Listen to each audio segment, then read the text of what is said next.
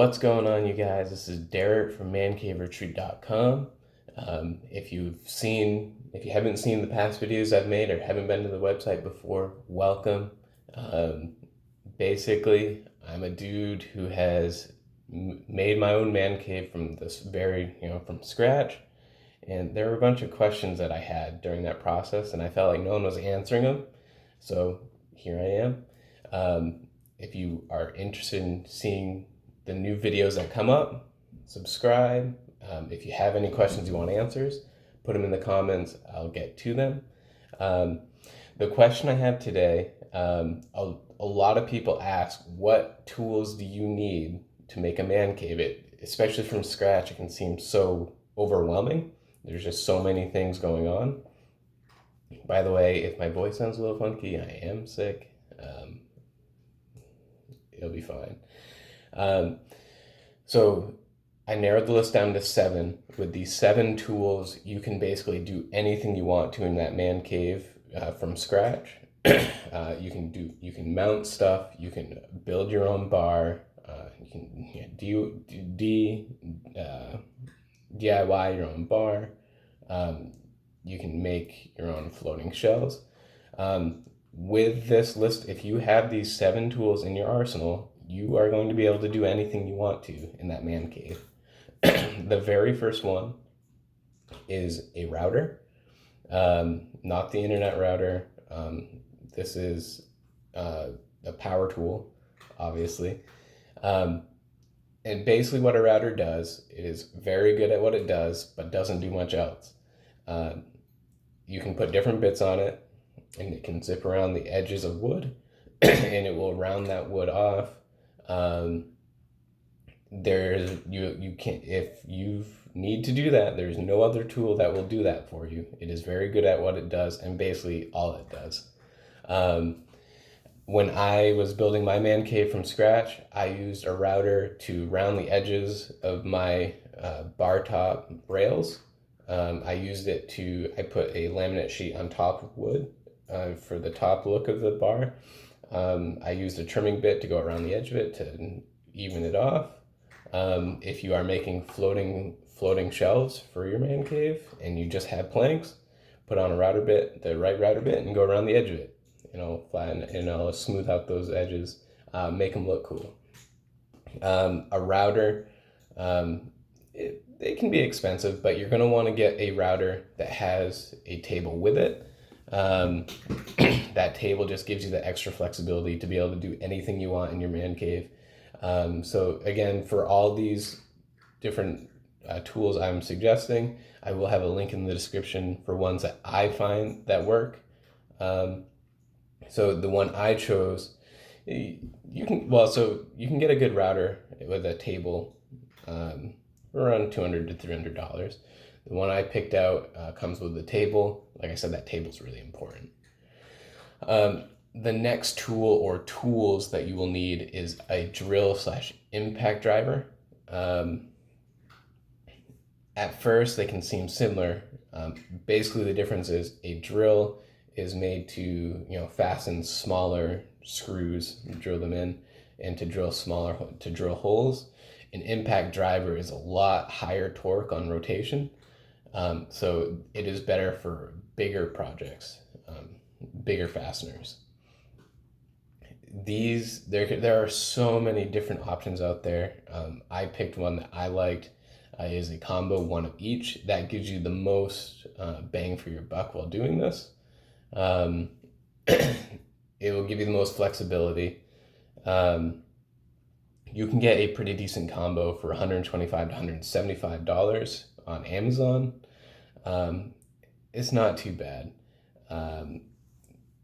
It can get pretty overwhelming, but if you stick with my suggestions, you'll be all right. So that's 2. The third one is probably the most expensive tool, and it is a miter saw. This is kind of, if you've never used a miter saw, basically what it is, it's a chop saw. It goes up and down, but you can turn it. You can make it cut at an angle, and so it is good for cutting angles into things that you want to come together at a 90-degree angle. I think that was a 90-degree angle, whatever. Um, so it is good for when you are cutting trim for your man cave. It is good when you're cutting those bar rails for the edge of your bar to go around the edge of your bar. Cut two at 45 degrees, and they will come together at a 90-degree angle. It just really helps your man cave look clean. It can also be used when you're cutting your own flooring, your laminate wood flooring. You can just use it as a chop saw. And on that note, you're going to want a chop saw that has a bigger blade. So the one I have listed is a 12-inch blade. So, and it also slides. So it can actually cut a lot more than just that, 6-inch radius.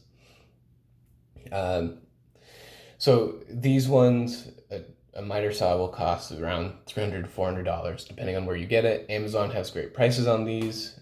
You can also pick which one you like. This is just the one I chose. That's in the description. But it'll get the job done. The flexibility is there. Yeah, pretty narrow tool, but one that's important to have when you need it. The next tool, the fourth tool that you will need to have, is a palm sander. If you plan on doing any DIY stuff, a palm sander is going to save you. If you plan on doing painting, staining, that's the stuff that I love doing. A sander is super important. I use mine all the time. I actually have the corded version of the one in the description. There's just, you could do it by hand, but just don't do it. Your arm's gonna hurt for a week after if you try to do that. Some of the things that are important to consider with a palm sander, if you want it corded or wireless, I went with corded because it is cheaper. Or the sheet size, the one I have and the one I put in the description is a quarter sheet size, but they do sell 1/3 sheet sizes. So it just means that the base is bigger and you're sanding more at once. And the other thing that is important to look for is variable speed, how aggressive you want it to kind of be vibrating and sanding. You can get a decent one, a decent cordless one for around $100 to $120. Basically cut that price in half if you go with a corded. But if I were to buy it over again, I would not get the corded because it kind of gets in the way. It's a little bit frustrating, but it is what it is. All right, so the next tool, the fifth tool you'll need is a laser level. A laser level is very important when you start talking about mounting things. If you start talking mounting your TV on the wall, you are going to want to make sure that is straight, or mounting pictures or display cases for your shot glasses or golf balls or sports cards or whatever on the walls. Laser level, basically there is a line that it projects on the wall, so it's easier to see if it's straight. There you can get some very cheap ones, but you probably want to stick in the $30 to $40 range. Some of the options for a laser level are self-leveling, so you kind of takes that guesswork out, and then also one that also shoots a line straight up and down. That is really helpful if you are painting and you need to kind of give the appearance of a new wall. Paint it, figuring out was that straight line with painter's tape can be a pain in the butt. This will help a lot with that. The next thing is the next tool you'll need to have is a stud finder. Now you could get around with not using a stud finder by just knocking on the walls and seeing what sounds more solid. You don't want to do that. There is nothing more frustrating than drilling a hole and then only seeing insulation behind it. Just get a stud finder. You are going to save so much time. You're going to save so many headaches. And when you put nice new drywall up, the last thing you want is to just shoot it full of holes. So a stud finder you can get for probably $25 to $30. It's not too bad. Again, this is one that they do make cheaper ones. Just go with it. The one I suggest, like I said, is like $25 to $30. It can Not only does it detect studs, but it detects metal behind the wall, it detects wires behind the wall. It's just a pretty good addition. Then the final tool is one that you should probably have already, just lying around, but it's a tape measure. There is no substitute for a good old tape measure. When you start talking how high up the wall you want to mount your TV, how far away the couch is from the TV, or even just planning out your room, you are going to need a tape measure. I'm not going to say too much more about it because I assume you have one, but the one I put in the links, $10, and it's a 25-foot one for a room that's as big as you're going to need it.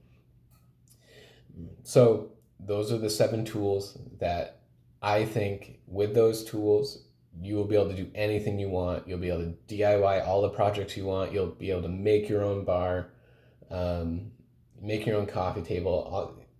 The sky is your limit with these tools. If I missed any, let me know in the comments because I'm interested. This is something I'm always trying to figure out.